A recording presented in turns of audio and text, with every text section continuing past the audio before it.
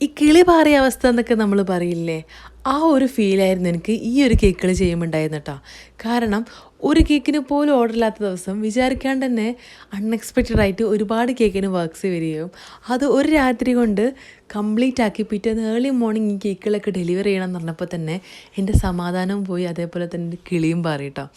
അപ്പോൾ അന്നത്തെ കേക്കുകൾ ഉണ്ടായിരുന്നത് ഒന്ന് ബ്രൈഡ് ടു ബി കേക്ക്, ഒന്ന് ബർത്ത്ഡേ കേക്ക്, ഒന്ന് മോം ടു ബി കേക്ക്, ഒന്ന് വെഡ്ഡിങ് കേക്ക്. കേൾക്കുമ്പോൾ തന്നെ എന്താ പറയുക, ഒരു സന്തോഷമൊക്കെ ഉണ്ടല്ലേ. പക്ഷേ ആ ഒരു രാത്രി ഞാൻ ഈ കേക്കുകളൊക്കെ കംപ്ലീറ്റ് ആക്കി തീർത്തത് എങ്ങനെയാണെന്ന് എനിക്ക് മാത്രമേ അറിയുള്ളൂ കേട്ടോ. കാരണം ഒരു പ്രിപ്പറേഷനോ ഒരു പ്ലാനിങ്ങോ ഇല്ലാതെ ഞാൻ ഒരു കേക്കിൻ്റെ വർക്ക് ഏറ്റെടുക്കാറില്ല. എന്തോ കാരണത്താൽ കേക്കുകളൊക്കെ ഓർഡർ എടുക്കുകയും ചെയ്തു. അൽഹംദുലില്ലാ ഫൈനലി കേക്കുകളൊക്കെ ഓൺ ടൈമിൽ തന്നെ ഡെലിവർ ചെയ്യാനും പറ്റി കേട്ടോ. ആ ഒരു ബേക്കിംഗ് പീരീഡും അതേപോലെ തന്നെ ആ ഒരു കേക്കുകൾ കംപ്ലീറ്റ് ആക്കുന്ന പീരീഡ് എന്ന് പറഞ്ഞാൽ എൻ്റെ ശ്വാസം മുട്ടിയ പീരീഡായിരുന്നു. കാരണം ഓൺ ടൈമിൽ ഇതൊക്കെ എങ്ങനെ ഡെലിവറി ചെയ്യും, ഓൺ ടൈമിൽ ഇതൊക്കെ എങ്ങനെ ചെയ്ത് തീർക്കും എന്നുള്ള വലിയ കൺഫ്യൂഷനിലായിരുന്നു. അപ്പോൾ ഇതൊക്കെയാണ് ആ ഒരു എന്താ പറയുക കേക്കുകളുടെ വിശേഷം.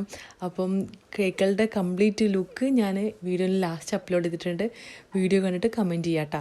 അപ്പോൾ ശരി, ബായ്.